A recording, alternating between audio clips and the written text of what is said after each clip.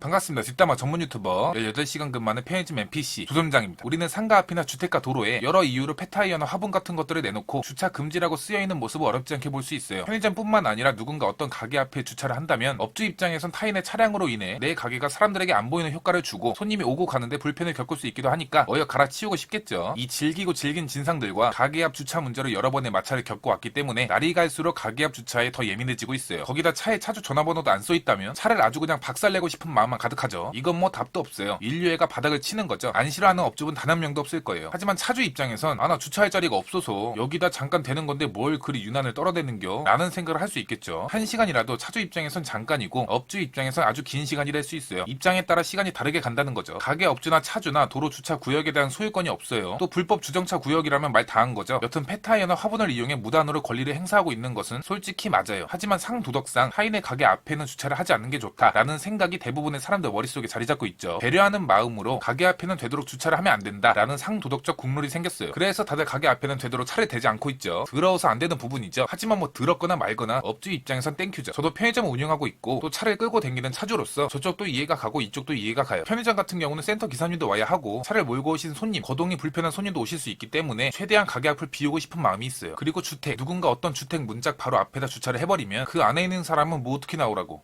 아기가 있으면 더 난감해지겠죠. 이 점프하라는 게 뭐요? 꼭 이런 애들이 지 전화번호도 안 남겨놓고 잠수 타버리죠. 아무리 주차할 자리가 없다 하더라도 그건 배려해야지.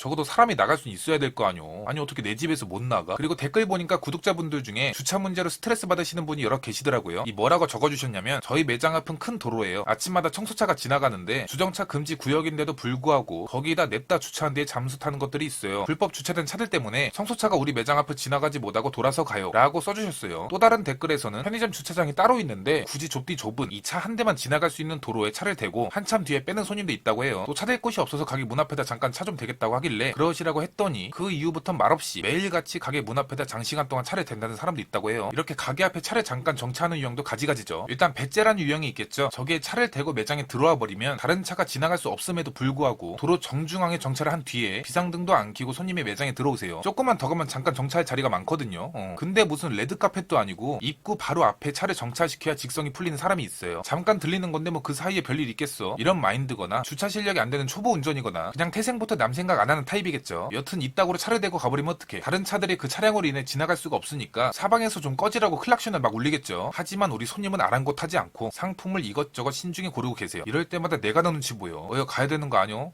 일단 많이 사고.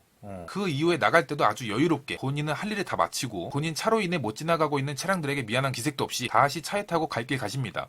싸우는 것도 봤어요. 싸움 구경이 재밌긴 한 번은 클락션을 한참 올리던 차주가 정차한 차주한테 차를 왜 이렇게 대냐 라는 식으로 뭐라고 하니까 정차한 차주가 되려 화를 내며 못 가면 돌아서 가면 될 거 아니냐 라고 하더라고요. 거의 제발 자기 좀 때려달라고 주문을 외우는 거죠. 하지만 저는 뭐 제 매장에 오셨으니까 아무리 차를 그지같이 대셨어도 손님이기 때문에 이나 저나 저는 일단 돈 벌어서 다음은 차를 멀리 대는 유형. 아주 저 멀리 차를 대고 오시는 손님도 계세요. 이 가게 근처에 충분히 될 수 있을 것 같지만 본인의 주차 실력을 본인이 못 믿어요. 그래서 평행 주차 뭐 그딴 거 개 주고 차량이 2대 정도 들어갈 수 있는 넓은 공간에만 주차가 가능하기 때문에 저 멀리 공터에 차를 모셔놓고 걸어서 오시곤 해요. 거의 그 정도의 거리면 처음부터 걸어왔어도 될 정도의 거리예요. 자전거 같은 거 추천드립니다. 다음은 차를 빡세게 대는 유형. 아주 그냥 야무지게 차를 구석탱이에다가 바짝 몰아넣고 오시는 손님도 많이 계세요. 그만큼 주차 실력이 뛰어나야겠죠. 피해 주기도 받기도 싫다 이거죠. 아주 좋습니다. 여튼이 애매하고 애매한 주차 문제가 생길 때마다 서로 싸우기도 하고 심하면 범죄까지 가는 경우가 생기는데 차주나 업주나 건물주나 배째라는 식이 아닌 이 대화를 통해 서로 합의점을 찾는 게 좋겠죠. 도로법 제38조고 45조고 영업 방해고 나발이고 이런 거 따지기 전에 이 주둥이가 달렸으면 서로 대화라는 걸 해야 되는데 어느 한쪽이 자꾸 배째라는 식으로 고집을 피우니까 자꾸 싸우는겨. 그럼 안녕.